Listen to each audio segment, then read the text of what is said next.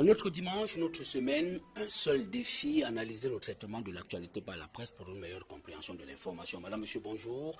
Merci d'être avec nous. Bienvenue à Droit de réponse. Cette semaine, je vous propose 3 escales. D'abord, ce rapport sur l'évaluation de la formation en médecine, pharmacie et en odontostomatologie qui accable les facultés et instituts d'enseignement supérieur privés. Ensuite, la fraude aux examens du baccalauréat et du brevet de technicien supérieur, le BTS. Enfin, cet autre emprunt obligatoire lancé par le gouvernement camerounais. Comme d'habitude, nous allons apprécier le travail fait par la presse dans le rendu de ces questions d'actualité cette semaine. Par exemple, faut-il croire que les ordres nationaux de médecins, pharmaciens et consorts veulent arrêter la formation médicale au Cameroun? Veulent-ils ostraciser les instituts privés de formation? Est-ce une déclaration de guerre comme semble le peindre cette semaine des journaux? La presse prend-elle fait cause pour les ordres nationaux? N'ont-ils pas une part de responsabilité dans la dégradation de la qualité de la formation dans le secteur? Ce rapport qui coagule toutes les doléances, toutes les attentes et même les desiderata de la communauté médicale nationale est-il une panacée? Faut-il engager la même démarche pour l'examen du brevet de technicien supérieur, le BTS, dont les irrégularités réelles dans l'organisation à Douala n'ont pas fait les chocolats de la presse cette semaine? Le secteur intéresse-t-il très peu les journaux? Assurément pas pour le quotidien La Nouvelle Expression qui a dénoncé la fraude à l'examen du baccalauréat dans un sous-centre de la ville de Douala. Le fléau perdure, que faut-il faire? Malheureusement, pas de mise en perspective cette semaine dans les journaux qui ont fait très peu écho de ce nouvel emprunt obligataire que vient de lancer le Cameroun pour financer sa contrepartie dans les projets structurants. Ainsi, le quotidien gouvernemental Cameroun Tribune en a fait mention. D'autres observateurs ont émis des réserves. Où est passé le premier emprunt obligataire? À quoi a-t-il servi? Quelle année aujourd'hui? Le bilan. Madame, monsieur, voilà autant de préoccupations que nous nous proposons de partager avec vous cette semaine avec nos différents panélistes. Alain Mandeng, bonjour. Merci d'avoir accepté ce plateau. Bonjour, Félénon. Vous êtes fiscaliste, mais on retient de vous que vous êtes analyste des questions nationales et internationales. Tout à fait. J'apporterai ma contribution pour que nos différents téléspectateurs puissent comprendre les méandres de l'actualité. Je vous en prie. Docteur Ignace Foyette. Bonjour. Bonjour, monsieur. Merci d'accepter d'embarquer avec nous pour la première fois à Droit de réponse. C'est de moi volontiers, merci. Vous êtes économiste, surtout promoteur d'instituts privés d'enseignement supérieur en sciences médico-sanitaires. Alors, est-ce que vous considérez cette sortie de l'Ordre national des médecins comme une déclaration de guerre? Non, ce n'est pas une déclaration de guerre. Je pense plutôt que cette sortie est arrivée très tard, parce qu'il fallait effectivement mettre de l'ordre dans cette formation. Ce qui est vrai pour ce qui est de la formation du personnel médical, l'est pour ce qui est de la formation du personnel paramédical et même pour ce dont on va parler tout à l'heure, c'est-à-dire des BTS. Tout à fait. On va y revenir. Manu Djimba, bonjour. Bonjour, Marc. Vous êtes journaliste et vous signez des chroniques dans le journal Aurore Plus. Oui, Aurore Plus depuis 2 mois, oui. Merci. Nous aurons au cours de cette émission également le docteur Jules Ibumbo qui est médecin du syndicat des médecins du Cameroun, de l'Ordre national des médecins également, et Emmanuel Kongé Guaba qui est inspecteur pédagogique, c'est un analyste dans le secteur de l'éducation. Madame, monsieur, pour savoir comment est-ce que la presse a traité des différentes questions qui font débat sur le droit de réponse cette semaine, je vous invite à présent à suivre avec beaucoup d'attention la revue de presse que signe Sandrine Yamga. Bonjour. Bonjour Fénélon, bonjour à tous. C'est bien comme en 2010, l'État du Cameroun a besoin d'argent. Après l'emprunt obligataire de 2010, l'État a une fois encore fait recours au titre public pour financer sa participation dans les projets de développement inscrits au budget 2013. Cameroun Tribune relève que le gouvernement recherche 10 à 20 milliards de francs CFA pour financer la construction du lot numéro 1 de l'autoroute Douala-Yaoundé, soit 100 km pour les travaux de bitumage de la Ring Road de 60,5 km entre Ndop et Kumbo et bien sûr pour les travaux de construction de la nationale 17, 74 km devant relier Mengang et San Melima. Des perspectives qui arrivent alors que le Messager présente le tableau sombre de l'économie camerounaise en 2013. Selon un rapport moral du président du GICAM, le produit intérieur brut national est en chute comparativement à celui aussi des pays voisins. Le GICAM a déploré la lenteur dans la mise en œuvre des réformes. Et ceux qui voudront bien aider, l'État dispose encore de quelques jours seulement. Par contre, en médecine, doivent savoir, ceux qui veulent donc continuer de se former en médecine doivent savoir que le cursus passe désormais de 7 à 8 ans. Mutation nous apprend que l'annonce du ministre de l'Enseignement supérieur, Jacques Famendongo, prend effet cette année académique. Jacques Famendongo affirme que c'est un choix pour la qualité de la formation, une option pour l'excellence, alors que la formation médicale à 16 plaies poursuit le quotidien Mutation. Et c'est peut-être pour soigner ces blessures que les instituts qui choisissent la médiocrité seront formés, seront donc fermés et non formés. D'ailleurs, le Premier ministre a confirmé la fermeture des instituts privés. Les ordres de professionnels de la santé tiraient la sonnette d'alarme il y a 3 ans, c'était en 2010 notamment, décriant la prolifération des instituts privés. Mais des concours nationaux seront organisés pour récupérer les étudiants de ces établissements et instituts non indésirables. C'est donc une guerre contre les écoles clandestines qui est ainsi lancée, fait remarquer la nouvelle expression. Ce quotidien relève que la fermeture des instituts privés qui forment en médecine et qui évoluent en marge de la norme se fera de manière progressive. Un assainissement qui va prendre du temps et ça prendra peut-être du temps pour sanctionner les fraudeurs démasqués à Douala.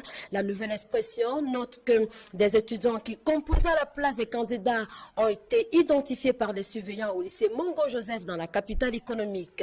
Le journal affirme que ce seraient des étudiants partis de l'université de Chang qui ont donc composé à la place des candidats réguliers au baccalauréat 2013. Ils auraient d'ailleurs perçu la rondelette somme de 100 000 francs CFA pour accomplir cette tâche.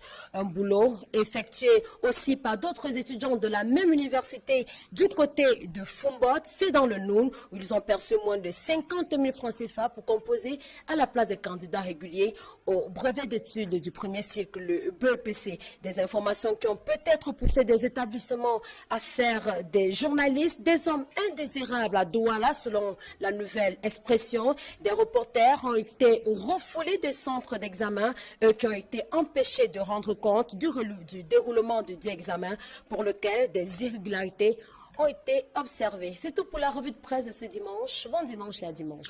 Merci Sandrine Yamga de nous rafraîchir la mémoire, Madame Monsieur. C'est donc 3 escales pour cette autre aventure de droit de réponse sur Equinox Télévision. Je propose le premier arrêt autour de ce rapport sur la formation en médecine, pharmacie et en odontostomatologie. On note que cette semaine, l'Ordre national des médecins a rencontré le Premier ministre camerounais pour lui soumettre ce document. Et la presse en a fait largement écho. Manu Dimba, je vous interpelle en levée de rideau. On a eu l'impression que la presse a mis une emphase sur une sorte d'affront entre l'Ordre national des médecins et les écoles dites clandestines ou alors les instituts privés d'enseignement supérieur de formation en médecine. Comment est-ce que vous appréciez cette façon de présenter ce problème? Bien, merci chers téléspectateurs. Merci Mahop de m'avoir cédé la parole le premier, mais j'aurais souhaité que ce fût soit le docteur Iboumou qui vient d'arriver, soit le docteur Ofouet, parce que ça s'adresse à eux principalement. Vous avez la parole parce que vous êtes journaliste et cette oui, bien entendu. On analyse d'abord le traitement de l'actualité par la presse de manière inclusive et mutuelle. Bien on entendu. Dans le fond des questions. Vous gardez la parole. Oui. Bon, disons que moi je ne suis pas là, j'ai pas fait le tour de toute la presse pour voir un peu le panorama, mais n'importe comment, je sais que beaucoup de mes confrères ont apprécié l'intervention de l'Ordre des médecins et ça va dans le sens du nettoyage, un peu de la mise à niveau de toutes ces institutions-là qui prolifèrent et on ne sait pas qui est qui là-dedans. Et je pense que, comme disait d'ailleurs le docteur Fouet, ça vient un peu tard, mais c'est bien que ce soit déjà là. Docteur Ignace Foyen, faut-il croire que c'est un affront? Non, ce n'est pas un affront. Il fallait lutter contre le désordre. Il fallait mettre un terme à cette improvisation. Vous savez, il y a dans toutes ces structures, il y a deux types de contrôle. Le contrôle sanction et le contrôle assistance. Le contrôle assistance consiste à dire, on vous a donné l'autorisation d'ouvrir une institution universitaire. Voici les normes. Comment est-ce que vous vous comportez jusqu'ici? Faire un diagnostic, évaluer ce que vous faites et vous dire, n'êtes pas en règle ou vous êtes en règle ou voilà les points sur lesquels il va falloir porter des améliorations. Le contrôle sanction, c'est quand on constate que vous n'avez pas obtempéré à ces instructions et on prend des sanctions contre vous. C'est ce qui est en train de se passer maintenant. Ça veut dire qu'en 2010, l'ordre avait attiré l'attention du ministère là-dessus. Et les deux ministères, le ministère de la Santé publique et le ministère de l'Enseignement supérieur, ont fait des descentes sur le terrain. Et nous avons été contrôlés. Je dis nous, c'est-à-dire on a contrôlé les établissements qui forment du personnel médical, donc des médecins, et on a contrôlé aussi les établissements qui forment du personnel paramédical, parce qu'il faut faire la différence entre les deux. Il y a une différence nette entre un médecin et un infirmier. Les deux ont été contrôlés, et ça à l'issue de cette descente sur le terrain, qu'à Polytechnique, à l'école Polytechnique la fois dernière, on a procédé à la restitution. Mais est-ce que vous avez le sentiment que cette fois-ci, l'Ordre national des médecins a su faire la distinction entre les deux? C'est-à-dire les médecins et puis les paramédicaux. Le problème, l'ordre des médecins s'occupe de la formation des médecins. Ils se sont occupés de ce qui les regarde. Maintenant, qu'est-ce qui s'est passé au niveau de la restitution? J'ai envie de dire à M. Djemba, la presse n'a pas suffisamment insisté sur la distinction entre formation du personnel paramédical ou médico-sanitaire et formation de médecins. Quand j'arrive à l'école le lendemain, c'est tous les étudiants qui courent vers moi pour dire, monsieur, on a fermé. Je dis, non, on n'a pas fermé. On va fermer certaines, même pas toutes, on va fermer certaines écoles de formation du personnel médical, c'est-à-dire des médecins. Pour ce qui est de la formation du personnel médico-sanitaire ou paramédical, il n'en est encore rien pour le moment. Docteur Jules Ebombo, merci de nous retrouver sur ce plateau. Alors, lorsque vous avez parcouru la presse cette semaine, est-ce que vous avez eu le sentiment, comme l'a déclaré la presse, que c'était une déclaration de guerre que vous engagez contre les instituts privés d'enseignement supérieur en médecine? Merci, M. Mahop, de me donner la parole et de m'avoir invité. Ce n'est pas la première fois que je suis là. Et je viens ici, c'est presque déjà une habitude. Je veux dire que on ne peut pas parler de guerre, puisque c'est une démarche qui est, somme toute, normale dans un pays normal. Comme pour paraphraser l'autre. Mais je dois dire que ça a trop duré. Cette démarche a trop duré, cette pratique a trop duré dans notre pays. Chacun se lève un matin et dit, bon, moi je vais créer quelque chose. Oui, demain, l'autre dit, ah oui, mais moi aussi je vais créer quelque chose. Je pense que la presse a fait écho suffisamment, de manière exhaustive, de la question. Il a fait le tour de la question. Le tour de la question parce qu'on a parlé de la formation, on a dit qu'on va faire. On a dit aux formations ce qu'on va faire dans la suite. Si on ne leur disait pas, comme on l'a souvent fait, on ne disait rien, mais on allait en dessous leur parler de leur établissement. Maintenant, c'est officiel. Tout le monde est au courant. Ceux qui ne seront pas dans les normes vont partir. Alors, docteur Jules Ebombo, moi je reste avec vous. Lorsque vous dites c'est officiel, qu'est-ce qui est officiel? Lorsque vous rencontrez le Premier ministre pour lui présenter le document stratégique des formations en médecine, pharmacien et puis en odontostomatologie, quel est le but visé effectivement, concrètement?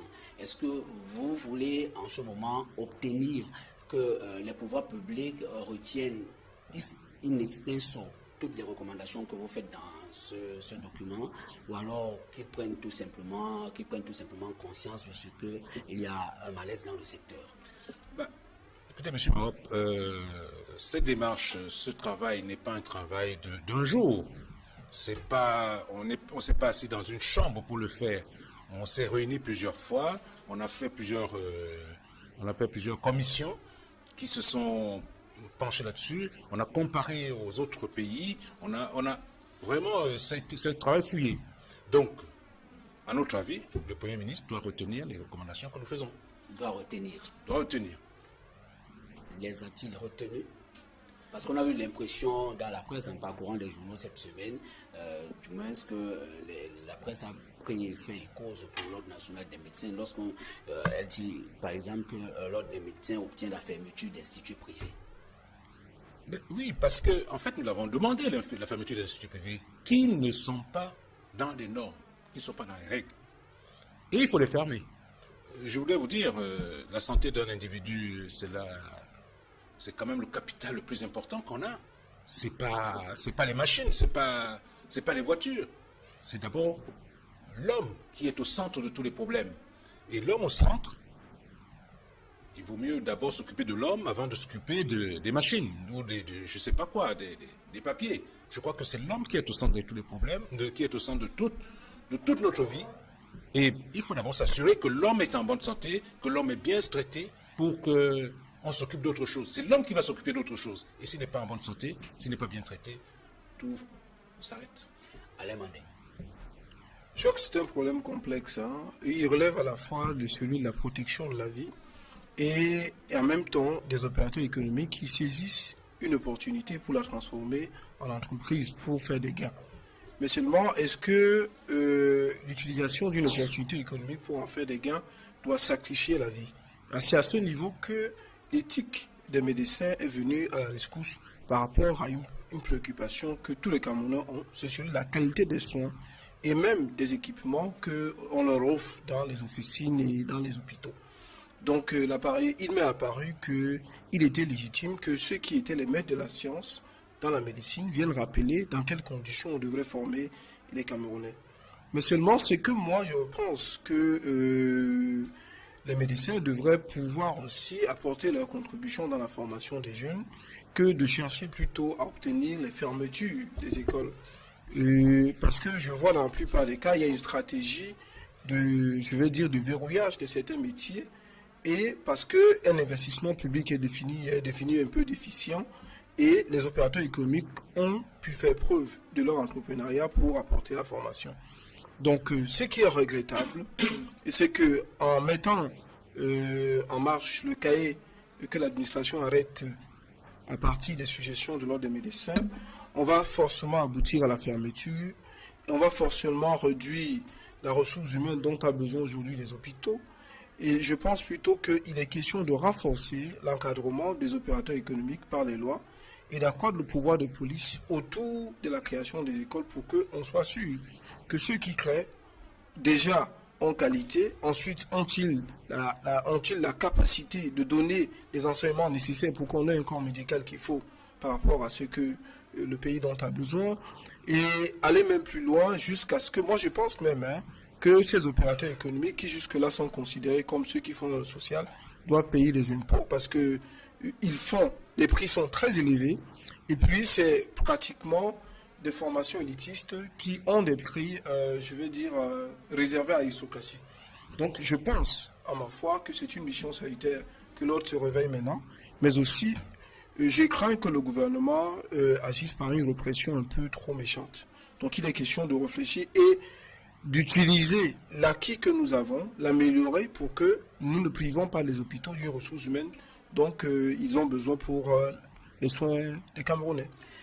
Docteur Jules Boubou, je reviens à vous. Qui s'expose à la fermeture? Parce que tout à l'heure, le docteur Ignace Foyette mentionnait qu'il y a une sorte d'amalgame dans la presse cette semaine. On ne distinguait pas selon qu'on soit du côté des médecins ou alors du côté des sciences biomédicales. Est-ce que le document stratégique d'information que vous avez soumis à l'attention des pouvoirs publics tient compte des sciences biomédicales et des sciences médico-sanitaires aussi? Bon, je dois dire que vous savez qu'au Cameroun, il existe un ordre des infirmiers. Ce d'ailleurs qui, pour nous, semble un peu incongru, parce que tu ne peux être ordre que lorsque tu es libre, que tu es toi-même le propre patron, en ce qui concerne l'éthique. Et dans notre pays, on a choisi de faire l'ordre des infirmiers. On n'a pas suivi les recommandations de l'ordre national des médecins à l'époque, mais peu importe, ils sont là. Et maintenant, c'est à eux maintenant aussi de faire le tour de la question et de dire, très bien, nous ne pourrons pas continuer dans cette démarche parce que dans notre pays, fleurissent des écoles d'infirmiers de techniciens, il y en a beaucoup. Ce qui, quelques-unes ne sont pas du tout des véritables écoles, parce que à tous les coins de rue, chacun se prévaut de pouvoir d'avoir une école de formation des techniciens médico-sanitaires. Ce n'est pas normal. C'est donc à l'ordre des infirmiers de se préoccuper de cet aspect. Mais quant à ce qui concerne les médecins, l'ordre des médecins, nous avons un œil quand même pour dire qu'on ne peut pas travailler avec des gens qui ne sont pas bien formés, puisque le médecin travaille avec les infirmiers et les techniciens. Donc s'ils ne sont pas bien formés, on s'en rendra très vite compte. Et c'est un surcharge de travail, et c'est un travail mal fait. Même si le médecin est super bon, si c'est lui qui est... même s'il travaille très bien... C'est un auxiliaire. Hein, s'il n'a pas des auxiliaires qualifiés. S'il n'a pas des auxiliaires qualifiés, le travail n'avance pas. Et donc, il faudrait que l'ordre des infirmiers et des techniciens médico-sanitaires se préoccupe aussi des formations qui sont données dans les formations sanitaires, dans les écoles. Parce que ce n'est pas simple d'avoir quelqu'un qui ne peut pas vous aider. Donc, vous avez un surcroît de travail. Mais toujours est-il que c'est une bonne chose. Il faut continuer comme ça. Si vous permettez, dans un pays comme le Sénégal, il y a une seule école de formation médicale. Dans un pays comme la Côte d'Ivoire, il y a une seule école de formation médicale. Alors, comment ça se fait que dans un pays comme le nôtre, il y en ait 17 ? Je crois qu'il y a... Le problème, c'est celui du nombre ou de la qualité? Non, je veux dire, 17, quand vous avez 17 écoles, il y a déjà matière à se poser de questions. Première chose. Et des écoles qui ne sont pas contrôlées, parce qu'en fait, le contrôle de ces écoles n'est pas fait par la tutelle comme il faut. Il faudrait que le contrôle se fasse. C'est ce que l'ordre a demandé et c'est ce que le Premier ministre... Est-ce que pour autant votre démarche n'est-elle pas critiquable, puisque on suppose que qui peut le plus, peut le moins.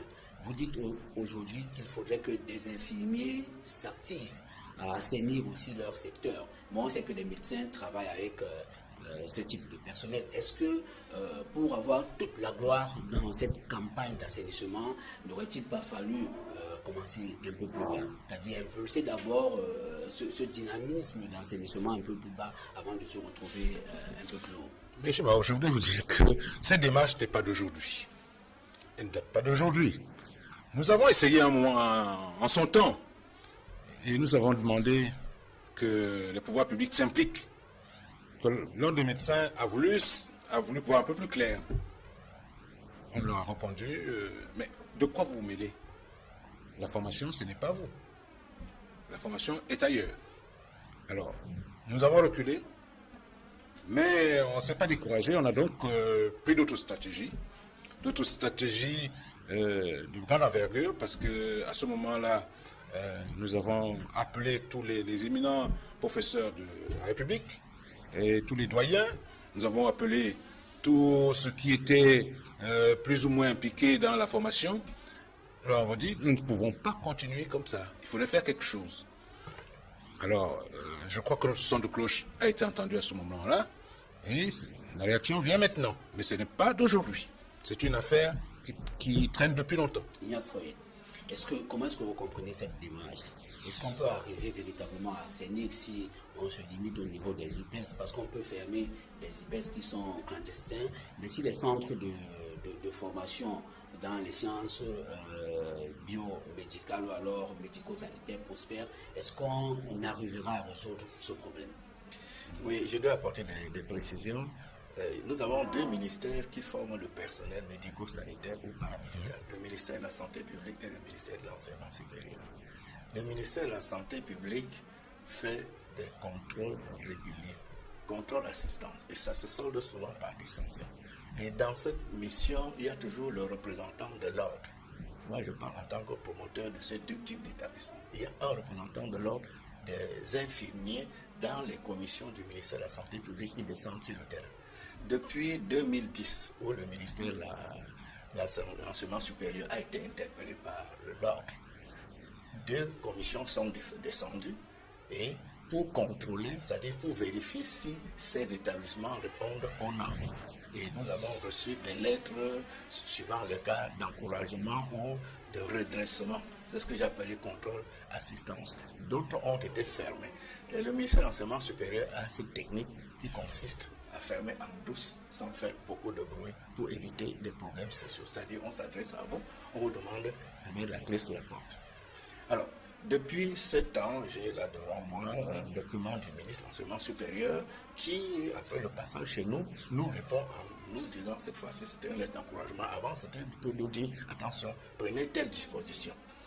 Il va falloir maintenant que nous sachions une chose, c'est que le ministère de l'Enseignement supérieur et le ministère de la Santé publique contrôlent les établissements qu'ils ont autorisés, mais il y a des établissements clandestins qu'ils ignorent et qui existent. C'est à la population, c'est au service de l'enseignement, c'est à la police, c'est à la presse de les aider à voir un peu plus clair. Il y a une autre technique un peu plus vicieuse. Je m'appelle M. X, j'ai l'autorisation du ministère de l'Enseignement supérieur de former les infirmiers, mais je n'ai pas l'autorisation de former les infirmiers kinésithérapeutes. Par exemple, je prends quelques étudiants en kinésithérapie, je forme. Et au moment de déposer les dossiers, je glisse sans faire attention. Là, je suis autorisé, oui, à former les infirmiers, mais pas à former les sages-femmes ou des infirmiers en kinésithérapie. Il y a aussi ce côté-là, c'est-à-dire quand vous approchez, c'est un peu plus vicieux. L'ordre des infirmiers, l'ordre des médecins devrait se mettre ensemble pour nous aider à résoudre ce problème qui est excessivement grave. Vous militez pour une action conjointe. Oui, que les 2 ordres se mettent ensemble pour pouvoir mettre Vous avez de l'ordre. le sentiment que jusqu'ici, le combat est mené de manière disparate et qu'il ne peut pas Le mot produire disparate, je ne suis pas d'accord avec des disparate. résultats Chacun travaille. nécessaires ou les résultats Voilà. escomptés. Oui, chaque organisme travaille dans son coin. Parce que depuis 2010, c'est presque régulièrement, chaque fois que l'ordre des médecins se réunit, il se penche sur ce problème. Et au début même, l'ordre a sorti une plaquette où il y avait tout le monde, aussi bien les établissements qui font le personnel paramédical ou médico-sanitaire que des établissements qui font les médecins. Il a fallu que nous crions pour dire non, nous ne formons pas des médecins. Médecin se bat plus 6 et plus. L'infirmier peut se battre plus 3 Alors, maximum. juste une question passionnelle. Donc, les IPES des instituts privés d'enseignement supérieur ne sont pas autorisés à former des médecins. Non. Les IPES, ça dépend. Il y a des IPES qui sont autorisés à former des médecins. Je crois qu'ils sont au nombre de 6 actuellement. Bon, mais il y en a aussi qui sont autorisés à former seulement les infirmiers. Même quand on dit médecin, il ne faut pas s'arrêter à des termes génériques. Qu'est-ce qu'il y a là-dedans? Ils font former des médecins dentistes, ils forment des pharmaciens, ils forment des médecins tout court, c'est-à-dire généralistes. Donc là-dedans, il faut rentrer dans les spécialités. C'est quand vous rentrez dans les spécialités que vous découvrez une sorte de tricherie. On est autorisé à former des médecins et là-dedans on forme des dentistes et des pharmaciens. On est autorisé à former des infirmiers et là-dedans on forme des sages-femmes, des infirmiers sages-femmes, des infirmiers en kiné ou en imagerie médicale. Donc il faut aller plus loin et déjà il y a une chose qu'il faut féliciter, c'est que les 2 ministères ont accepté harmoniser les programmes. Jusqu'ici, le ministère de la Santé publique délivrait des diplômes que le ministère de l'Enseignement supérieur qualifiait des diplômes techniques. Et le ministère de l'Enseignement supérieur délivrait des diplômes que le ministère de la Santé ne connaissait pas. Actuellement, les 2 programmes sont harmonisés. Ils sont rentrés dans le système LMD. Et c'est à cette occasion que les contrôles sont en train d'être effectués. Il faut se féliciter aussi bien de ce que l'ordre des médecins a entrepris que de ce que les 2 ministères sont en train de faire. Là où je ne suis pas d'accord. Ce qu'on dit aujourd'hui, qu'on leur tire dessus, au moment où ils sont en train de résoudre les problèmes. Parce qu'on aurait dû justement leur tirer dessus avant. On attend qu'ils résolvent parce que le problème est en train d'être résolu. Les établissements qui font des médecins, qui ne sont pas en règle, vont être fermés. D'autres vont bénéficier de circonstances atténuantes et respecter les normes. Et on va leur permettre de continuer et d'autres vont continuer. Maintenant que les problèmes sont résolus, il faut plutôt les encourager et non leur tirer dessus un peu comme s'ils étaient en faute, alors qu'en fait, ils l'étaient avant. Maintenant, ils sont rentrés dans le bon ordre. Manu Diemba. Oui, moi j'entends je dirais pas le discours, mais la manière dont le docteur Fouet est en train de présenter les choses, ou ce que le docteur Ebumbu vient de faire, bon, c'est un peu lénifiant comme propos. C'est lénifiant pourquoi? Parce que la situation est très grave. D'ailleurs, le docteur Ebumbu lui-même l'a dit, dans les autres pays, il n'y a qu'un seul niveau de formation pour tout le monde. Comment se fait-il donc que chacun ouvre quelque chose comme si c'était des épiceries? Je ne comprends pas ça, déjà. Mais ce que je dois vous dire aussi, c'est que, vous savez, l'État ne nous donne pas toute la confiance nécessaire dans ce pays aujourd'hui. Ne serait-ce que pour les écoles d'État, n'est-ce pas? Vous le savez tous. Alors, quand maintenant le privé s'en mêle, vous savez très bien que pour entrer dans ces écoles de l'État, qu'est-ce qu'il faut faire? Il faut une enveloppe par-ci, une enveloppe par-là. Et on ne s'en sort pas. À plus forte raison dans le privé. C'est vous qui le dites. Non, c'est pas moi qui le dis, tout le monde le sait. Vous-même y compris. Bon, de l'autre côté, moi je vais vous dire quelque chose. Vous savez, un pays a au moins deux points qui doivent caractériser sa manière d'évoluer dans le monde d'aujourd'hui, à savoir la morale, la confiance. Et tous les sujets que nous allons aborder aujourd'hui s'adressent à la morale et à la confiance. À votre avis, est-ce que ces deux points-là sont discutables dans ce pays? Je ne crois pas. De la même façon, je vais répondre au docteur Fouet pour lui dire que quand il dit qu'il y a un contrôle, assistance, un contrôle, sanction, moi je veux bien. Mais nous savons ce que c'est ces choses-là. J'ai travaillé à la mairie, le docteur Fouet a travaillé dans les collectivités, il était mon patron là-bas. On se connaît très bien. Oui, quand l'État envoie quelqu'un, quand l'État envoie quelqu'un en contrôle, la lettre de félicitations, ça ne veut rien dire. Parce qu'à l'arrivée, qu'est-ce qui se passe? La personne qui arrive, elle a son enveloppe, et tout de suite, vous avez une lettre pommade. Et puis ça s'arrête là. Donc, tout cela ne me rassure pas. Ce n'est pas là le problème. Le problème, c'est tout simplement qu'aujourd'hui, il faut serrer les boulons partout pour que nous ayons une médecine de qualité, et pas uniquement une médecine de qualité, que tous les domaines de l'activité sociale dans notre pays soient des domaines où on se satisfait de quelque chose. Parce que nous allons passer à d'autres sujets tout à l'heure. Vous verrez que nous serons en but au même problème d'éthique.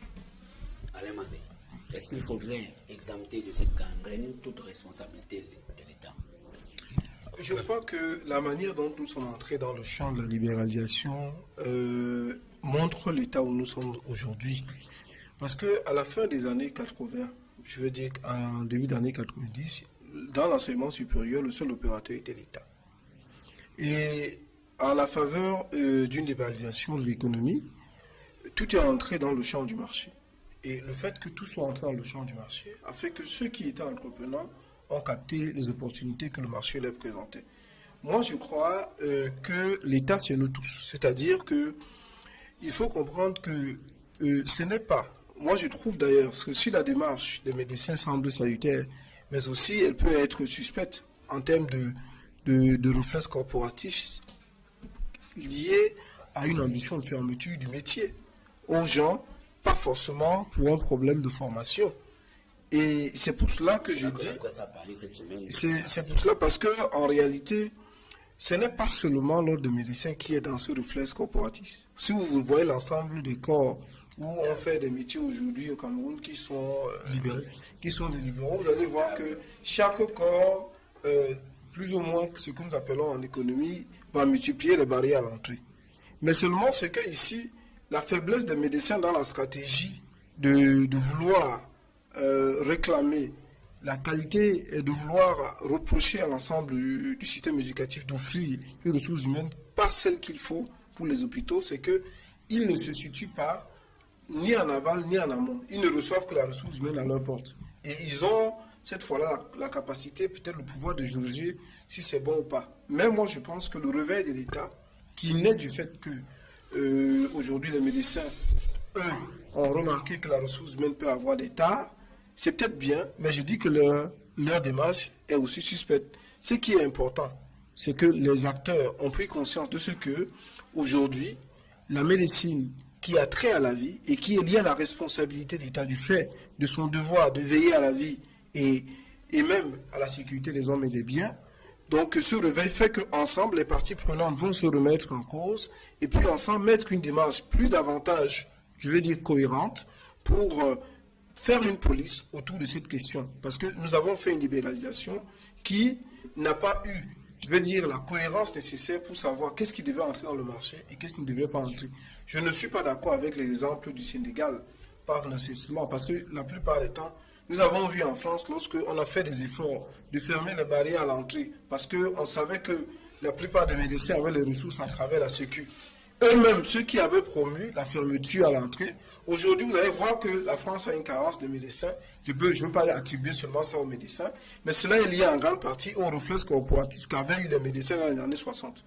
Ce qui fait qu'aujourd'hui, on a peu de médecins en France. Et puis maintenant, quand vous voyez encore le niveau de motivation que les médecins ont en France, vous voyez que tout le monde est porté à aller ailleurs. Et finalement, les médecins qui partent de chez nous... Autant devrait-on ouvrir sans réserve? Non, pas du tout. Ce problème n'est pas seulement celui de la médecine de manière générale. Pour moi, la stratégie d'octroi des agréments au niveau de la formation doit obéir à une philosophie d'ensemble de développement économique. C'est-à-dire qu'une fois qu'on fait la cartographie des besoins nationaux en matière économique, maintenant, on va dire dans quel secteur il y a lieu, si on a de l'expertise locale, d'ouvrir ce secteur au marché ou ne pas l'ouvrir en fonction de ce qu'on recherche. Et sur ce plan-là, il y a parce que les médecins, je suis très étonné qu'au Cameroun, tout le monde fait la gestion, tout le monde fait le marketing, tout le monde fait la finance, alors que notre économie a fondamentalement besoin du décollage dans le secteur primaire et dans le secteur secondaire. Donc c'est pour cela que je dis qu'il faut une stratégie d'abord politique en matière d'octroi d'agrément. Ensuite, vérification des capacités si on a de l'expertise locale pour pouvoir donner des agréments au privé. Parce que je me dis que jusqu'à maintenant, là, je doute fort que nos opérateurs privés ont la surface financière pour recruter la bonne ressource humaine en termes de formation, d'équipement nécessaire pour un secteur aussi pointu que la médecine. Je vous en prie. Ça, c'est le discours de l'Ordre national des médecins. Bien. Alors, moi, je voulais m'inscrire en faux d'abord pour ce que M. Madin a dit tout à l'heure, à savoir qu'il y a un réflexe corporatiste. Je dis non. Et C'est non plus méchant de protéger voilà. J'ajoute que ce qu'il a dit ensuite pour ce qui est de la France de 70, Oui. parce que c'est en 70 que le numéro clause s'est rentré en ligne de compte, c'était pas du tout aussi un réflexe corporatiste. Puisque en réalité, à ce moment-là, il y avait une pléthore de personnes qui entrent en médecine et ils ont dit non, ça ne peut pas se passer comme ça. Alors, je crois que c'est simplement la mesure, le frein qui est un peu plus fort pour qu'on en arrive à cette situation aujourd'hui, c'est que le manque de médecins en France. Mais au Cameroun, on n'a pas de réflexe corporatiste, puisque tout ce qui arrive de l'étranger, de partout avec un diplôme, qu'on vérifie, avec les informations qu'on vérifie, sont inscrits à l'ordre. On veut simplement maintenant limiter l'entrée à l'ordre des médecins pour ceux qui ont une démarche quelconque, une démarche approximative.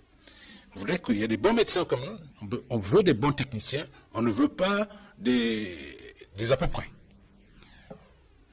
Je me souviens d'une formation dans un pays à une époque, vous partiez du Cameroun avec un BPC. Au bout de 6 ans, vous étiez médecin. Le Cameroun s'en est inquiété. Il a dit non, ça ne peut pas se passer comme ça. Dans ces conditions, ce que nous allons faire, c'est de récupérer, on va voir, ces gens vont arriver, et puis, si éventuellement ils se présentent avec un diplôme de médecin au bout de 5 ans, au bout de 6 ans, au bout de 7 ans du BPC, on les reprend et on les envoie en formation. Et beaucoup de personnes ont bénéficié de ces formations à IOS, je m'en souviens très bien. Ils sont allés à IOS pour refaire quelques années. Une remise à niveau, voilà, exactement. Donc, ce que nous ne voulons pas, c'est cet aspect des choses, quand quelqu'un sort d'une faculté de médecine quelconque, où il n'y a pas de matériel, il n'y a pas de laboratoire, il n'y a pas, le corps enseignant n'est pas à niveau. C'est en fait de ça que nous parlons. Mais si dans ces écoles, tout le monde était de bon niveau, il n'y aurait pas de raison. D'ailleurs, on va y arriver, puisque tout le monde va faire un concours maintenant. Tout le monde va faire un concours pour entrer. Tout à fait. Tout le monde va faire un concours Examen national. à la sortie. C'est ce qui s'est passé aux États-Unis il y a quelques années. Les États-Unis aussi, il y avait une floraison de facultés de médecine. Ils se sont rendus compte qu'ils ne peuvent pas accepter ça. Et aujourd'hui, quel que soit votre diplôme, même si vous l'avez obtenu en Inde, en Chine, vous arrivez aux États-Unis, vous passez d'abord un examen pour entrer. Oui, je l'ai par rapport à M. Djemba. Il est parti d'un postulat selon lequel au Sénégal, il n'y a qu'une école. Oui, mais il faut prendre aussi l'exemple de la France, qu'on est en train de citer, l'exemple de la Côte d'Ivoire, l'exemple du Canada. Non, il ne faut pas se limiter à limiter le nombre des écoles. Il faut plutôt travailler le culte de l'excellence dans la formation du personnel médical et paramédical. C'est ce que le ministère et le gouvernement sont en train de rechercher. Et je l'ai dit au début, c'est arrivé un peu tard. Il fallait mettre le Cameroun aujourd'hui à 22 millions, à peu près 22 millions d'habitants. À l'époque, quand on avait le CUS, on avait une population qui oscillait entre 5 et 8 millions. Aujourd'hui, on est à 22 millions. Et regardez le nombre de médecins qui opèrent et qui, dans 10 ans, ne seront plus sur le terrain. Ils vont prendre leur retraite. Il va falloir qu'on assure leur remplacement. Il ne faut pas perdre de vue le nombre de médecins qui partent du Cameroun chaque année. Il y a une saignée. Sarkozy a parlé de l'immigration positive. Ce sont nos étudiants, ceux que nous formons et qu'on prétend qu'ils ne sont pas bons ici, qui s'en vont faire le plein là-bas. Je ne dis pas qu'il va falloir que nous continuions à chercher de l'excellence dans la formation, sachant qu'une bonne partie va s'en aller. Maintenant, au niveau des autorisations, qu'on prenne des dispositions. Il faut laisser les centres proliférer alors. Non, il ne faut pas laisser. Jusqu'ici, on ne laissait pas les centres. C'est-à-dire que quelqu'un ne faisait pas son travail, comme a dit Djemba quelque part. C'est-à-dire quoi? Vous êtes autorisé, il y a des contrôles qui doivent être faits. Ces contrôles sont faits. Et comme dans beaucoup de secteurs, on magouille. Sinon, si les contrôles étaient faits et on respectait les normes, personne ne se plaindrait. Nous aurions des plateaux techniques formidables et les gens viendraient se former chez nous. Quand vous voyez le ministre de l'Enseignement supérieur du Cameroun aller porter des cadavres de Camerounais morts en Guinée. Guinée, qui était encore à l'état, laissé par Sékou Touré, il y a quelque chose qui ne marche pas. Le Cameroun n'a rien à envier à ce pays-là. D'autres qui sont allés au Congo. Nous savons dans quel état le président Montfin, jusqu'à son âme, Mobutu a laissé le Congo Brazzaville, Kinshasa, je veux dire. Bon, mais vos étudiants vont là-bas. Mais si on ne fait rien, en raison qu'on l'a fait avec l'ancien CUS, mais les parents vont continuer à envoyer leurs enfants formés dans ces écoles-là. C'est pourquoi je dis, ne fermons pas les écoles, exigeons que les écoles respectent les normes, mais ne poussons pas les parents à exporter nos jeunes, parce que d'une manière ou d'une autre, quand ils reviennent, le docteur Boumbou dit, on admet l'ordre l'inscrit. Mais dans quelles conditions ont-ils été formés? Mieux vaut qu'on le fasse former ici, que nous procédions à des remises à niveau si on se rend compte que la structure dans laquelle ils ont été formés n'est pas bonne, mais il faut éviter de les faire partir parce qu'on ne sait pas ce qui se passe ailleurs. Que les pouvoirs publics mettent la pédale douce oui, ils soient exigeants. Cette dynamique d'assainissement. Oui, voilà le mot juste. Il va falloir assainir. Et pour que le Cameroun continue à gagner dans la qualité de la formation, parce que quand on va le former au Congo, au Tchad, en Guinée, mais quel produit vous recevez là? Vous ne savez pas. Mais à partir, le monsieur a ses droits. J'ai déposé mon dossier, oui. Ça répond aux normes, oui. L'ordre doit m'intégrer pour après découvrir que c'est un monstre qu'on a sous la main. Donc, autant que le Cameroun lui-même forme ses petits envers la qualité. Je reste avec vous très rapidement. La gangrène se fait ressentir beaucoup plus haut dans le médical ou alors le paramédical. Dans les deux. Dans l'ordre de la proportion. Dans l'ordre de la proportion. Le paramédical. Hein. Moi, je suis formé là-dessus, dans le paramédical, parce qu'effectivement, pour former un médecin, il faudrait quand même qu'il y ait d'autres médecins qui viennent les former. Ce qu'on ne trouve pas facilement. Et quand on prend le médecin du coin pour aller former, lui-même n'a pas été formé pour ça. Il va donc donner des cours. Ces cours, bon, on voit ce que c'est. Mais quoi qu'il en soit, dans le paramédical, c'est plus facile. C'est plus facile. Il suffit d'avoir un bon technicien de laboratoire, le paramédical, qui donne des cours aux infirmiers. Je ne dis pas que ce soit toujours mauvais, mais est-ce qu'il a eu une formation pédagogique de base pour pouvoir transmettre la science? Est-ce qu'il est suffisamment apte pour pouvoir former? Ça, je dis dans la... Et puis c'est facile, hein? C'est plus facile, on n'a pas besoin de gros laboratoires d'anatomie, d'histologie, etc., de physiologie, pour pouvoir former un paramédical. On a l'impression aujourd'hui qu'on a mis beaucoup d'emphase, et puis on l'a remarqué dans le rendu de la presse cette semaine sur les instituts privés. Est-ce pour dire que dans les instituts publics, c'est le paradis? Je ne peux pas dire que c'est le paradis. Je ne peux pas dire que c'est le paradis, mais l'institut public a ceci d'avantage que il peut obtenir suffisamment de crédit pour pouvoir s'équiper. Ce n'est pas le cas pour les privés, parce que il faut bien que quelqu'un mette de l'argent derrière et que cet argent produise. Or, l'État mettra de l'argent pour former. Le privé va mettre de l'argent pour récupérer sa mise. Or, quand vous savez que vous devez récupérer votre mise, ce n'est pas la même démarche. Donc, le public n'est pas, c'est pas le paradis, c'est pas le net plus ultra, mais néanmoins, les problèmes ne se posent pas de la même façon. Et que j'ajoute, le public a ceci de particulier que l'État a des structures hospitalières qui sont là pour donner de la pratique aux enfants qui sont en train de Vous avez le sentiment qu'ils sont mieux équipés que dans les instituts? Oui, je veux dire par là que si l'hôpital à Quintini ou l'hôpital général sont là pour l'université de Douala, vous comprenez que c'est déjà un atout. Maintenant, le privé qui a une école quelque part, maintenant il va signer des contrats à gauche et à droite sans être sûr que tout le temps il y aura une mise à niveau. C'est pas pour rien qu'on dit CHU. C'est discutable, Alain Martin. Je crois que le crédit à donner, le crédit à donner au public est incontestable. Parce que jusque-là, sa capacité à mobiliser les moyens est davantage, je veux dire, il n'y a plus d'efficacité de ce côté-là. Dans le privé, les contraintes de retour sur investissement sont tellement importantes, au point que si vous voyez les gens qu'on recrute, c'est ceux qui sont souvent les moins disants pour dispenser des cours. Et le public a cet avantage, aussi bien de mobiliser les fonds, mobiliser l'expertise sur le plan de la formation et de mettre un champ d'expérimentation que ne dispose pas le privé. Donc ce que nous pensons, que cela ne signifie pas qu'on peut s'écarter du privé. Parce que jusque-là, il était important, parce que lorsque j'ai vu la presse, je n'ai pas vu le ratio médecin et population. C'était important de dire... Le quotidien, le jour a traité de cet aspect. Voilà. Parce que si c'est ce ratio-là... Un ratio à géométrie très variable. Parce que si ce ratio-là, c'est-à-dire on a un médecin pour 10 000 personnes, vous comprenez qu'il y a encore bien du marché pour le privé.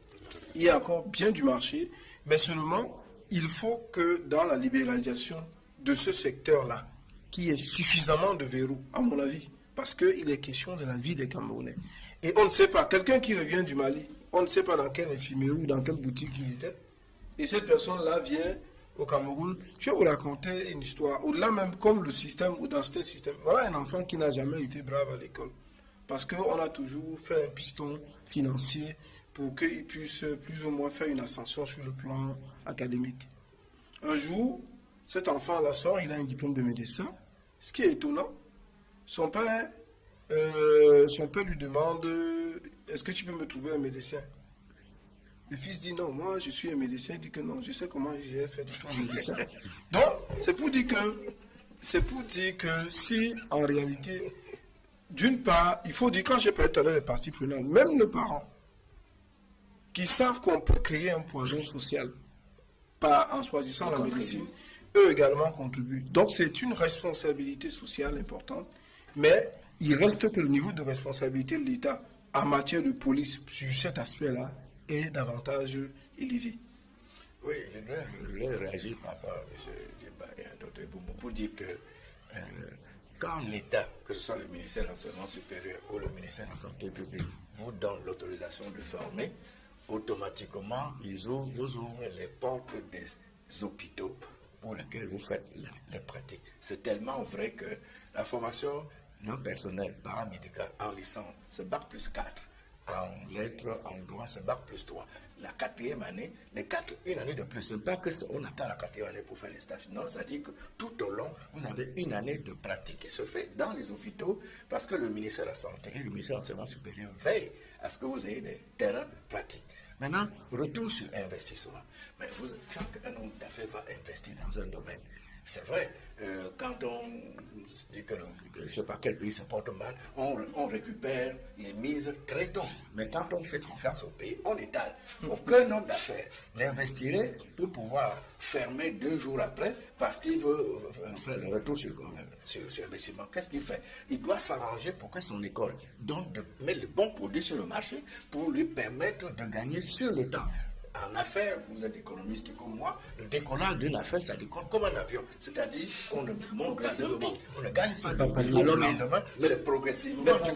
Vous autres promoteurs, vous faites la course à quoi? Plus au gain ou alors à la qualité d'abord, pour être accepté. Parce que si vous n'êtes pas bon, les élèves se croient, c'est comme des oiseaux. Ils viennent nombreux chez vous. Le jour où on dit que ça ne marche pas, comme si vous lancez une pierre sur un groupe d'oiseaux, ça s'envole. Vous n'avez aucun intérêt que le marché rejette le produit que vous avez mis sur ce marché. Il y a cette préoccupation stratégique. Le produit que vous mettez sur le marché doit être de très bonne qualité, meilleur même que celui de l'autre côté. Mais quand vous parlez des écoles d'État, vous me faites rire. Mais parce qu'en fait, qui manque le plus d'enseignants? Mais ce sont ces établissements d'État. Pourquoi? Ils sont enseignants à Bordeaux, ils sont directeurs du ministère, ils sont enseignants à Bordeaux, à Nantes, et ils sont enseignants chez nous. Avant d'aller faire dans le privé. Dans les structures privées. Oui, bien sûr. Mais il faut faire la réalité sur le terrain. Assidûment, plus de temps. Mais bien sûr, mais il est payé à l'heure. C'est-à-dire quand tu fais 2 heures, il est payé pour 2 heures. Non, il ne faut pas faire comme si vous étiez sur Mais le c'est le même système de motivation qu'il y a dans le public. Hein. Parce que ces médecins-là n'ont pas souvent des contrats de travail vis-à-vis des écoles. Hein. Il y a aujourd'hui le la statut. surveillance est très peu accrue. Non, on a le statut d'enseignant associé, on a des vacataires qu'on appelle dans le public. Ça veut dire qu'il y a suffisamment de statuts pour associer les fonctionnaires à la formation de leurs jeunes futurs collègues. C'est pour ça que le docteur Ebou vous disait tout à l'heure que il faut voir si le fonds pédagogique est en place. Justement, avant d'obtenir une autorisation, vous déposez un programme qui est validé par le ministère compétent. Tant que votre programme n'est pas validé, vous ne pouvez pas être autorisé. Et il faut aussi la liste des enseignants. La liste des enseignants est recherchée, et monsieur, c'est chez nous. Mais le directeur de l'enseignement supérieur, il peut vous montrer combien de fois il passe chez moi pour s'assurer que le cahier de texte a été signé par un professeur compétent. Et nous les faisons venir d'où? Soit du Cameroun, soit de l'étranger. Moi, j'ai eu la chance de donner cours dans le supérieur. Rapidement, et j'ai remarqué que, généralement, ceux qui sont les promoteurs, qu'est-ce qu'ils font? Ils présentent une liste qu'elle est validée. Dès lors qu'on trouve que vous êtes très exigeant, on s'écarte de cela et on cherche le petit bricoleur du quartier pour continuer parce que vous êtes exigeant dans la motivation. On prend l'exception pour la règle. C'est ce que j'ai remarqué. Cet établissement dure combien de temps, justement? C'est déjà l'établissement. Quand nous allons sortir de ce sujet et nous allons donner la parole à Dr Jules Ebumbu, qui après cédera son siège à Emmanuel Ngwaba Bonke de l'analyste éducatif pour la suite. Alors, dans le document stratégique, il y a l'examen national qui est recommandé, mais est-ce que vous n'avez pas pensé à la tutelle académique, systématiser la tutelle académique pour résoudre un certain nombre de problèmes comme celui qu'on relevait un peu plus haut? Aujourd'hui, c'est un fait établi. Hein. Il y a une tutelle académique, mais c'est systématique. C'est systématique. Malheureusement, vous savez, les Camerounais sont très, très, très malins. Même en attendant la tutelle, avant la tutelle académique, il commence déjà à fonctionner. Il commence à fonctionner, ce qui fait que on n'est pas toujours sûr que l'enseignement qui est fourni, l'enseignement qui est donné, est de bonne qualité. Malheureusement, c'est un domaine qui est très complexe. Et il vaut d'abord mieux aller dans le sens de la rigueur. Aux gens, si vous ne mettez pas en règle, on ferme. Comme ça, il y en a qui vont se mettre rapidement en règle. Mais si je vous racontais comment les écoles sont créées, les écoles médicales, ça laisse un peu froid dans le dos. quelqu'un sort il a un titre de professeur, il dit je vais créer une faculté de médecine. Créer une faculté de médecine, vous mettez ça dans un duplex quelque part au quartier, et vous formez des étudiants en médecine. Ce n'est pas normal. C'est des choses comme ça, on devrait sévir rapidement, fermer, sans avoir besoin de savoir si ça fonctionne ou si ça ne fonctionne pas. Parce qu'en fait, la personne est seule. Le seul professeur. Il a recruté quelques médecins dans la fonction publique. Ensuite, les structures elles-mêmes ne répondent pas. Vous êtes dans une faculté de médecine, vous entendez le bruit de la ménagère d'à côté, qui est en train de laver ses casseroles. Et ça veut dire quoi? C'est pas normal. Une faculté de médecine, c'est une faculté de médecine, c'est un endroit où on dispense la science, c'est pas un endroit où on mélange les torchons et les serviettes. S'il vous plaît, monsieur, je m'en voudrais de laisser partir le docteur Ibou Moussa lui demander quelque chose. S'il vous plaît, docteur, comment se fait-il que dans un pays comme le Cameroun, la consultation pour voir le sujet n'est oui, pas... je sais que c'est une digression. Merci d'avoir accepté ce plateau. Je réagis à tutelle Très académique. rapidement. Oui, très rapidement. Je prends l'exemple de l'université de Bouya ou de Tchang où nous avons la tutelle académique.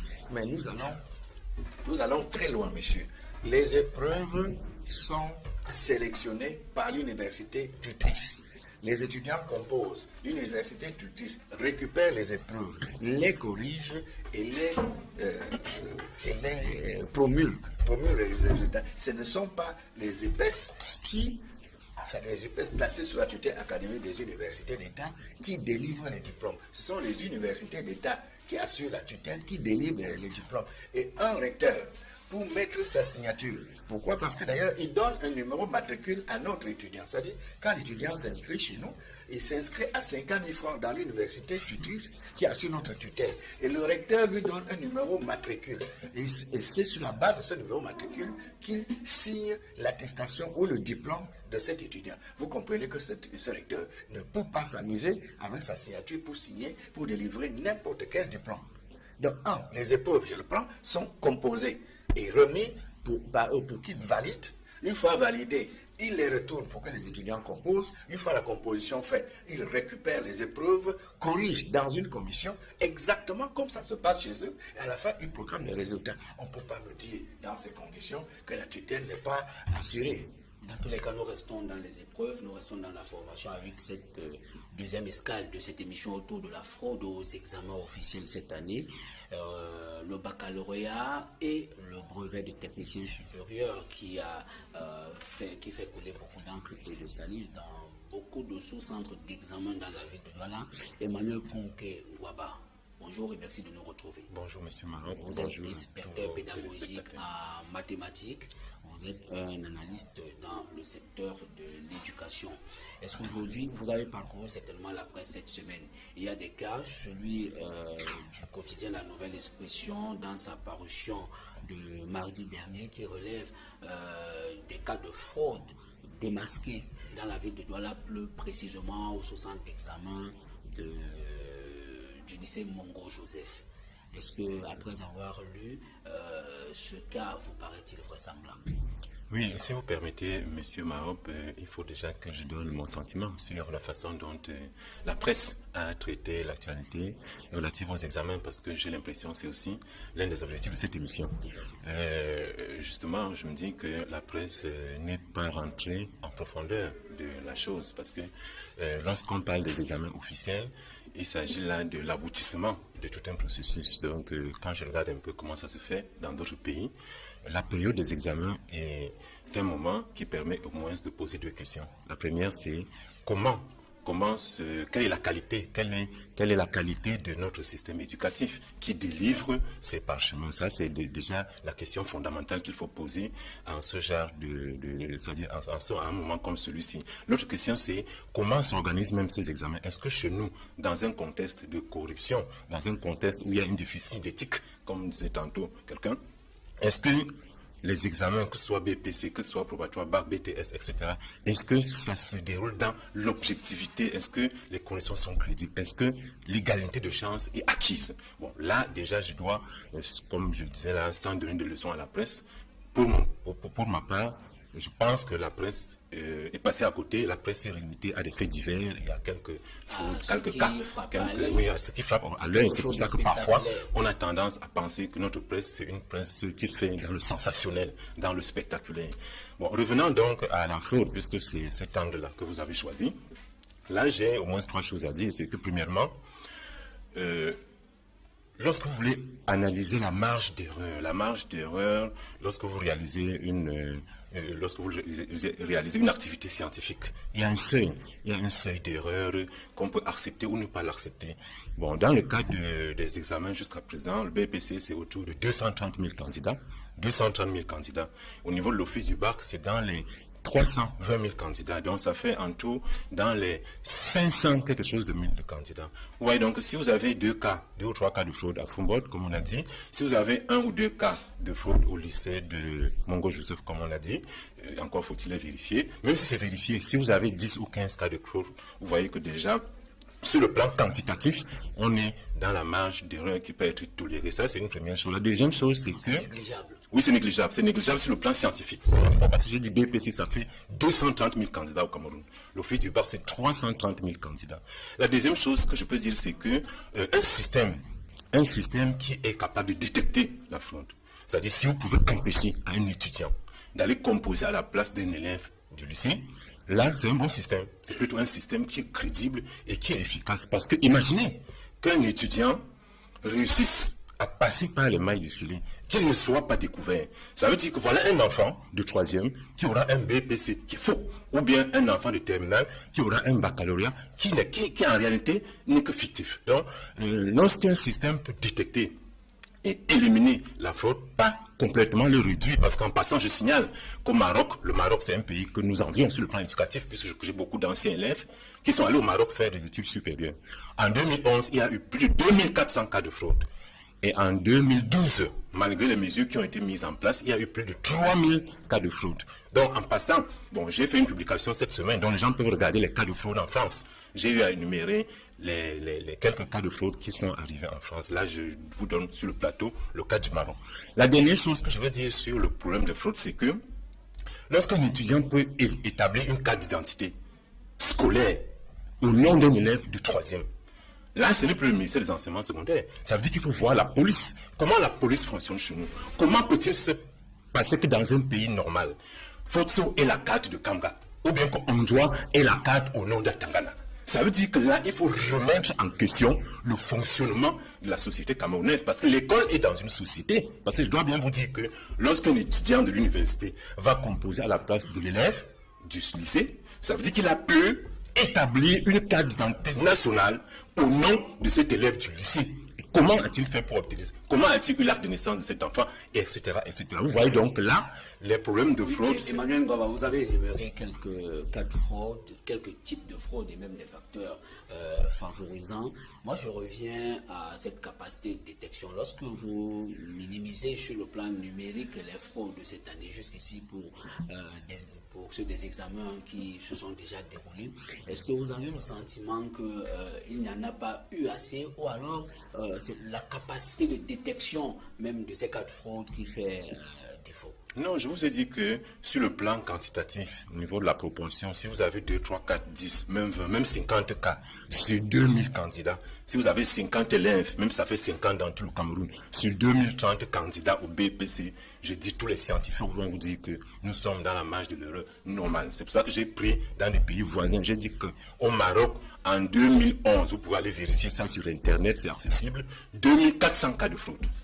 En 2012, malgré les mesures qui ont été prises, oui, bon, mais je vous dis, c'est un élément important aussi. Tout à fait. Donc, je ne pense pas que le Maroc puisse avoir, je ne sais pas, 50 millions d'habitants. Donc, je dis, ce qu'il faut retenir, c'est que au niveau des examens de l'enseignement secondaire, actuellement, toutes les dispositions sont prises pour réduire la fraude. Pas pour éliminer, parce que je dis, il n'est pas possible. Il n'est pas possible qu'on puisse finalement éliminer la fraude. Par contre, les éléments qui peuvent être problématiques dans l'organisation d'un examen, c'est par exemple les fuites d'épreuves. Si vous avez par exemple une fuite d'épreuve d'examen, voilà, tout à fait. Oui, monsieur l'inspecteur académique, inspecteur pédagogique, je ne sais pas si vous avez déjà vu le climat ou l'ambiance dans un centre d'examen. Est-ce que vous savez pourquoi il n'y a plus de parents dans le centre d'examen par rapport aux élèves? Bon, disons que là, les parents, c'est au niveau du concours d'entrée en 6e. Non, en fait, moi, je voulais vous dire pourquoi. Tout simplement parce que ces parents-là viennent pour monnayer la possibilité pour leurs enfants de franchir l'écueil sans problème, évidemment. Qui sont des enseignants Donc, pour la plupart. vous savez, ce n'est pas parce que on a indexé 2, 3 malheureux en disant, bon, ben, ils avaient le doigt dans le pot de confiture. Non, non, non. Même ceux qui n'ont pas le doigt dans le pot de confiture, c'est sujet à caution. Et je dis, tout est à revoir parce qu'il est question d'éthique, il est question de confiance. La confiance a déjà foutu le camp depuis longtemps dans ce pays. Vous comprenez? Et le résultat de tout ça, c'est qu'aujourd'hui, il faudrait qu'on commence. C'est-à-dire que, entendons-nous tous ici pour être d'accord que nous devons mettre tout à niveau, partir à zéro, commencer par le bas jusqu'au bout. Moi, c'est comme ça que je vois la chose. C'est-à-dire qu'en fait, tout ce dont nous parlons là est anecdotique. Il y a mieux que ça. Il y a un pays à construire. Il faut le construire maintenant en construisant les fondations solidement et en montant petit à petit. Oui, si vous permettez. Moi, je trouve que c'est une lecture apocalyptique du système éducatif camerounais. Et je ne souscris pas à cette démarche. Et puis, j'ai souvent l'habitude, je ne suis pas souvent dans une vision d'anarchiste, la société est mal faite, on va la refaire. Moi, je trouve même inopportun d'en parler. Excusez-moi. Je trouve inopportun. Moi, je suis un produit du système éducatif camerounais. Mais tout le monde. Et je le suis. Je ne pense pas qu'à un seul moment de ma trajectoire académique, j'ai pensé qu'il fallait regarder à gauche ou regarder à droite. Par contre, lorsque vous faites la gestion de production en management et que vous avez un taux de reuse ou alors de défection sur des produits de l'ordre de 5%, cela n'est pas pour autant mauvais. Parce que scientifiquement, tout à l'heure, l'inspecteur pédagogique, parce que scientifiquement, le nombre d'erreurs, la marge d'erreur qui est autorisée en matière de gestion de production, qui est de l'ordre de 5, si vous êtes dans les 2-3, moi je trouve qu'il faut que les médias évitent souvent de salir le label Cameroun en matière de formation. Moi, je le pense sincèrement. Pourquoi? Parce que il y a ceux qui font un parcours académique normal, arrivent au sommet de la pyramide dans la structure de la formation, sans pour autant tremper dans quoi que ce soit. Et cela souffre du fait que les médias ont jeté l'anathème sur la formation. Vous allez dans un pays, vous dites que vous venez du Cameroun, on vous regarde comme un monstre. Parce que les médias, de manière irresponsable, ont dit que dans ce pays-là, tout est faux, dans ce pays, tout est faux. Je dis que soyons suffisamment responsables. Ce n'est pas une peinture réelle. Ce n'est pas les médias qui sont irresponsables. Ce ne sont pas des faits. Non, non, je ne suis pas d'accord non Ce plus. sont fait qu'on ait démasqué ici ou ailleurs des cas de fraude.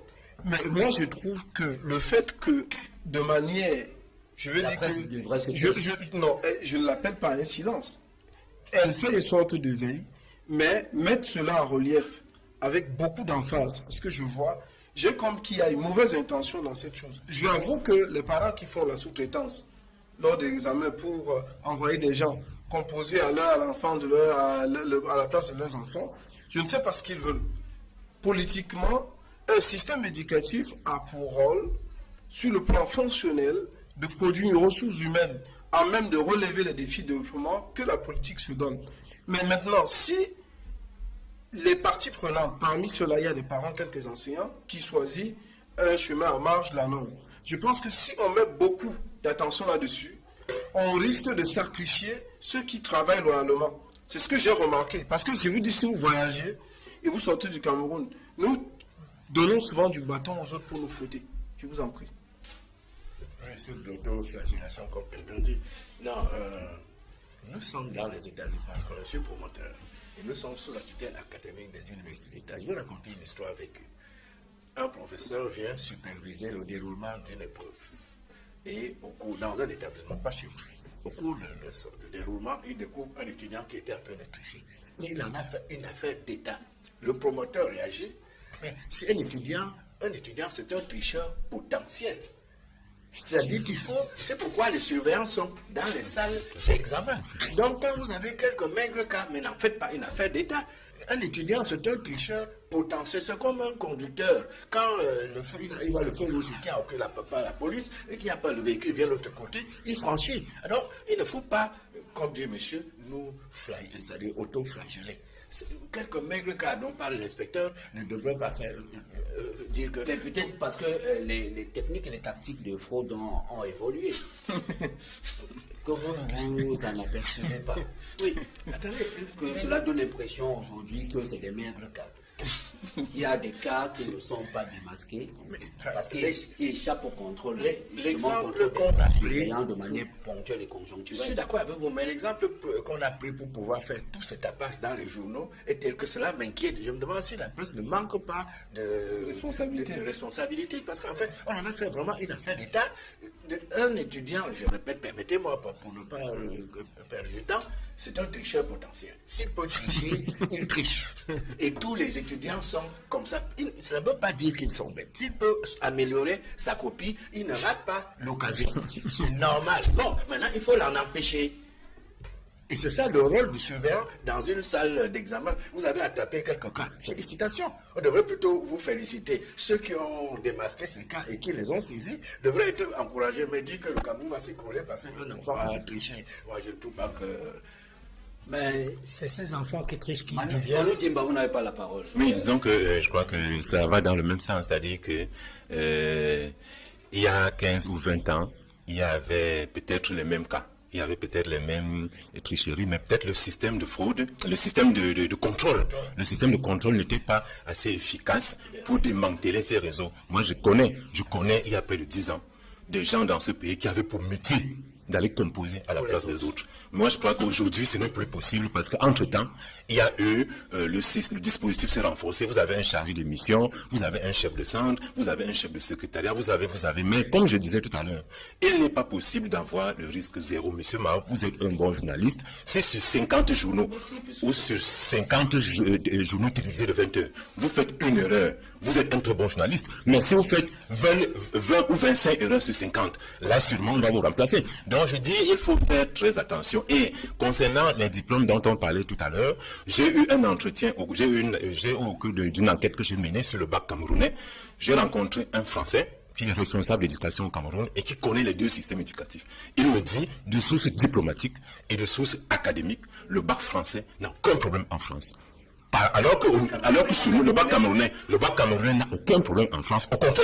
Au contraire, les étudiants camerounais qui arrivent en France, et même, on a également vérifié au Canada, en Allemagne, partout, ils sont parfois, ou généralement même parmi les meilleurs élèves. Donc, il faut faire très attention. Alors que chez nous, il y a parfois dans les médias, les gens qui agitent l'opinion et qui essayent de créer une sorte de polémique ou bien de confusion dont on n'en a vraiment pas besoin. Je me félicite que tout le monde soit unanime sur le système de surveillance qui est en place. Mais mon inquiétude est davantage sur le renforcement de cette capacité de surveillance. Pourquoi? Parce que... C'est pour ça qu'il n'y a plus l'eau. Vous entendez, il n'y a plus l'eau aujourd'hui. Il y a 15 ans, il y avait l'eau. Donc l'enjeu politique, vous savez que l'enjeu politique, la maîtrise du savoir est tellement important que qui n'a pas le savoir ne peut pas avoir le pouvoir. Mais le risque dans les pays comme le nôtre, avec la corruption ambiante, c'est généralement qu'on se retrouve avec une société à l'envers. C'est-à-dire que le système d'évaluation des acquis ou de la maîtrise du savoir qui hisse les gens à certains niveaux de la pyramide sociale, si dès lors qu'il est faussé, on peut avoir forcément des aveugles qui veulent diriger ceux qui ont la capacité de voir. Donc c'est pour cela que les pouvoirs publics, nécessairement, y compris nous, c'est-à-dire devions avoir une surveillance sur la manière dont les Camerounais sont formés. Donc je me dis que le risque politique, c'est d'avoir des gens qui veulent nous diriger et qui eux-mêmes n'ont pas la capacité de savoir où ils mènent le bateau. Je reviens vers vous, Emmanuel Kounke Gwabako a abordé, parce que vous avez dit tout à l'heure, avant qu'Alain Mandel ne prenne la parole, qu'il n'y a plus l'eau. Mais est-ce que ce n'est pas discutable? Si l'eau se rapporte à la fuite des épreuves, comme on en a souvent eu par le passé avec le brevet des techniciens supérieurs, vous êtes peut-être en ignorant que cette fois-ci encore, dans certains sous-centres de la ville de Douala pour cet examen, il y a eu des fuites d'épreuves qui ont commandé le retard, la reprogrammation des épreuves. Qu'est-ce qui peut expliquer justement la récurrence de ce problème? Parce qu'au fil des années, c'est une situation qui revient pratiquement. Oui, Je crois que si mes souvenirs sont exacts, ce n'est pas la première fois que le BTS connaît des problèmes. J'ai même lu un article, je crois que c'était hier ou avant-hier, où on parlait de cet examen comme un examen maudit. Vous vous souvenez, il y a quelques années, un ancien directeur du ministère de l'Enseignement supérieur avait disparu avec près de 200 millions. Et ça a créé une cacophonie terrible, toujours autour de l'examen BTS. Monsieur Norbendo, pour ne pas le citer. Donc c'est pour dire qu'en fait, d'année en année, peut-être que ceux qui organisent le BTS gagneraient à venir s'inspirer de ce qui se passe à l'Office du bac du Cameroun. Parce qu'à l'Office du bac du Cameroun, ces problèmes-là sont des problèmes complètement dépassés. Vous vous souvenez, l'année dernière, je crois que c'était l'année dernière, on disait qu'il y avait une épreuve de BTS qu'on avait déjà donnée dans un établissement, dans un institut supérieur au Cameroun, je crois que ça devait être un institut soit à Yaoundé ou bien à Douala, il y avait peut-être 2 établissements où les élèves avaient eu à traiter. C'est pour ça que tout à l'heure, dans le débat, je signalais que voilà des cas graves. C'est-à-dire que lorsqu'il y a des fuites d'épreuves, ça montre que le système d'organisation est défaillant. Peut-être qu'il faudrait, à mon avis, parce que lorsqu'il y a des problèmes, il faut également proposer des solutions.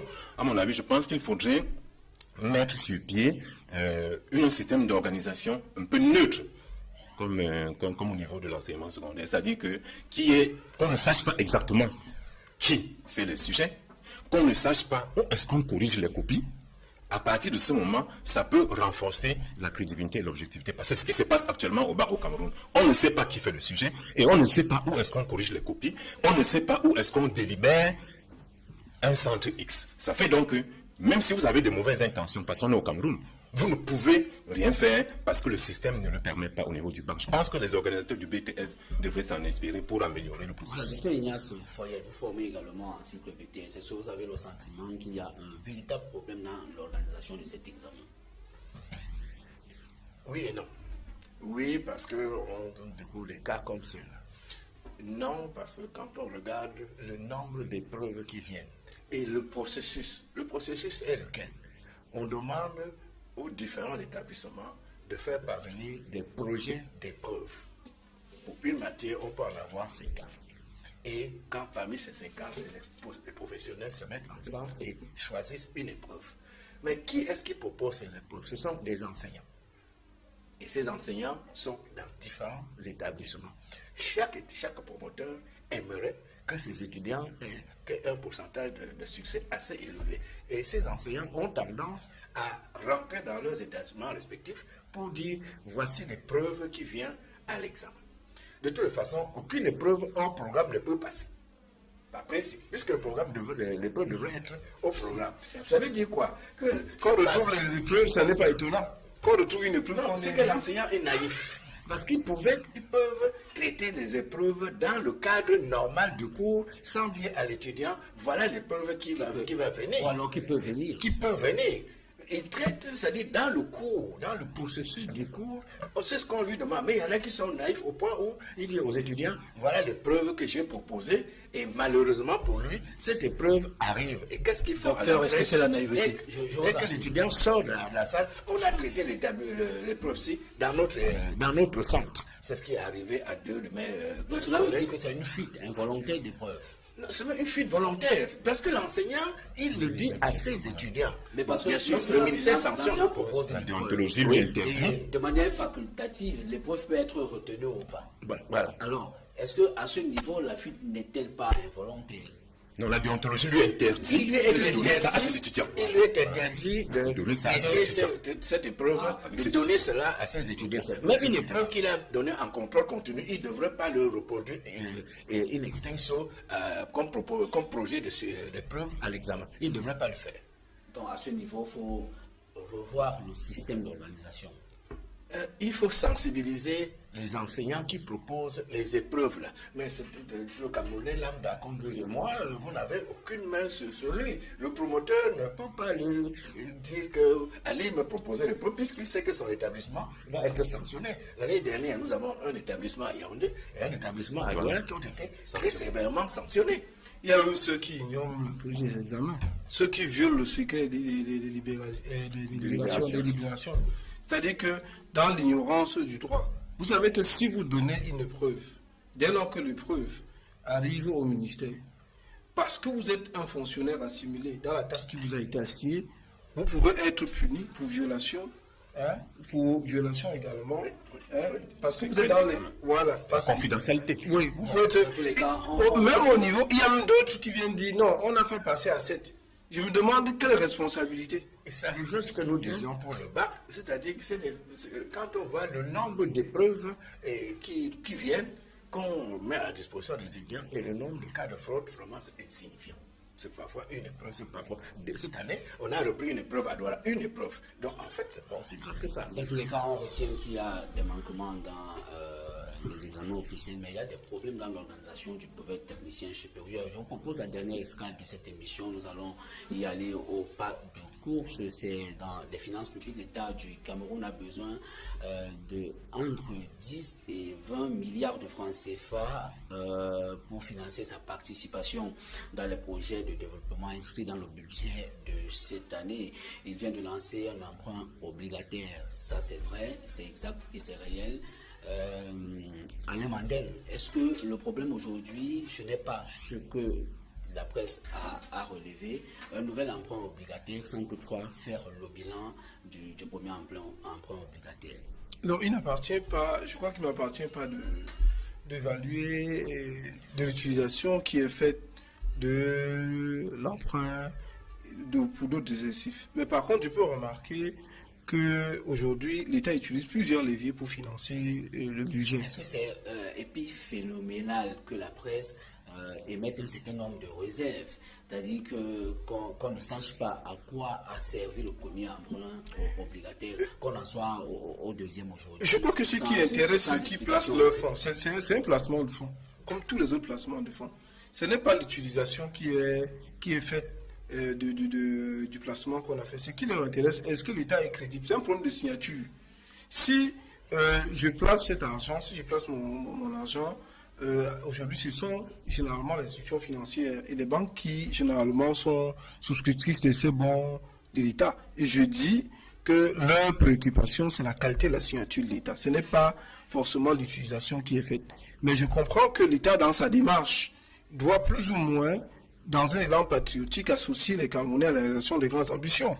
Mais je dis une fois de plus que ce bilan-là, c'est un bilan qui peut se faire au niveau politique lorsque l'électeur ira voir lui-même si ce qu'on a dit, on l'a fait. Mais pour nous, en tant que techniciens, je dis que ce qui intéresse ceux qui font des placements, est-ce qu'ils ont de retour sur investissement? S'ils ont de retour, c'est que l'État, on peut se féliciter du fait que l'État a une bonne signature et que spontanément les gens acceptent de donner leur argent à l'État tout en sachant qu'il n'y aura pas de quoi qu'en retour.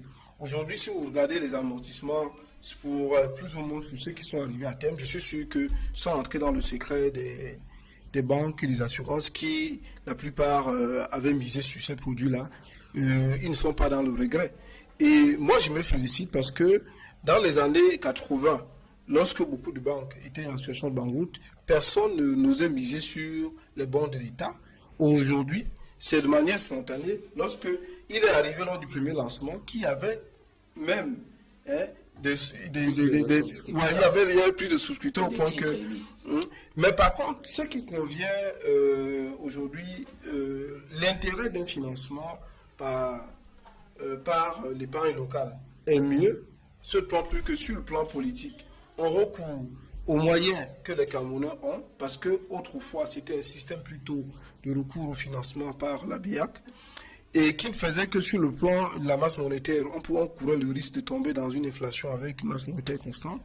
Et aujourd'hui, c'est l'épargne locale qui est recyclée, et cette épargne locale-là est recyclée et remise entre les mains des Camerounais. Mais ailleurs, ce que je crains par le financement, par ces genres de mécanismes, ce n'est pas le fait qu'on peut se retrouver à un niveau d'endettement qu'on ne maîtrise pas. Là, c'est celui qui a besoin d'argent, qui définit les conditions d'intéressement et de remboursement de ceux qui vont placer l'argent sur lui, contrairement aux modalités que nous avons autrefois avec le FMI, où nous courons le risque de faire gonfler carrément nos comptes. Donc je trouve que la confiance retrouvée de l'État est bien, et ensuite le contrôle de la politique d'endettement est bien, et ensuite la capacité, la maîtrise de l'État pour pouvoir plus ou moins respecter ses engagements est également une chose bien. Docteur Ignace Foyer, est-ce que cette opération est salutaire? Parce qu'il y a beaucoup d'économistes et d'experts financiers qui ont émis des réserves en déclarant que l'État du Cameroun pourrait s'en passer. Mais avant d'aborder le problème sur 7 ans, je voudrais répondre à ceux qui posent la question de savoir quels sont les faits le premier cas de 200 millions.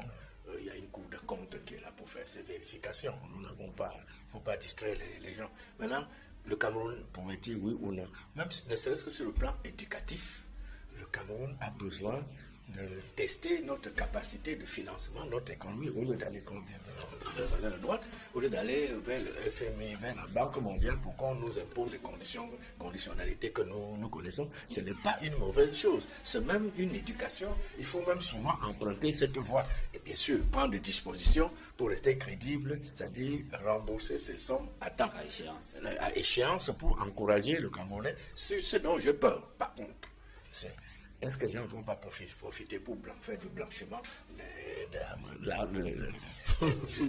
des sommes mal acquises? C'est ça que j'ai craint de ceci. Non, moi je ne pense pas que ce soit une mauvaise chose. Non, c'était l'une des voies à emprunter. Emmanuel.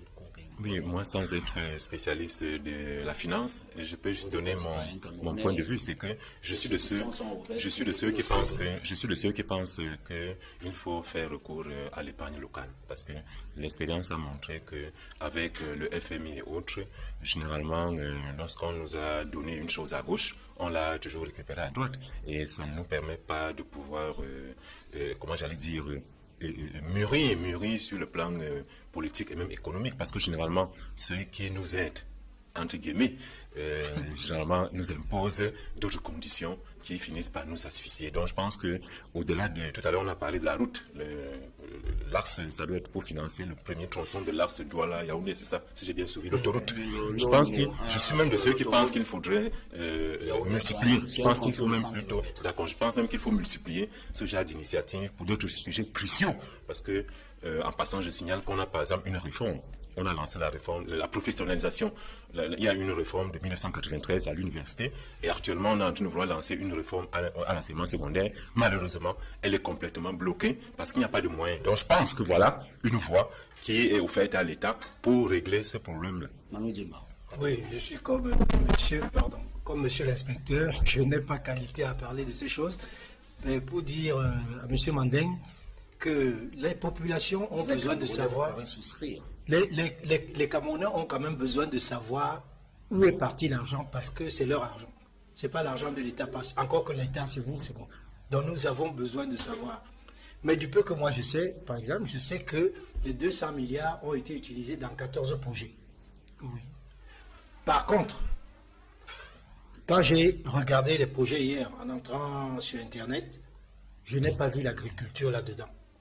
Or, même quand on parle de projets structurants et tout ce que vous voulez, tant que l'agriculture au Cameroun n'aura pas décollé, il n'y aura rien.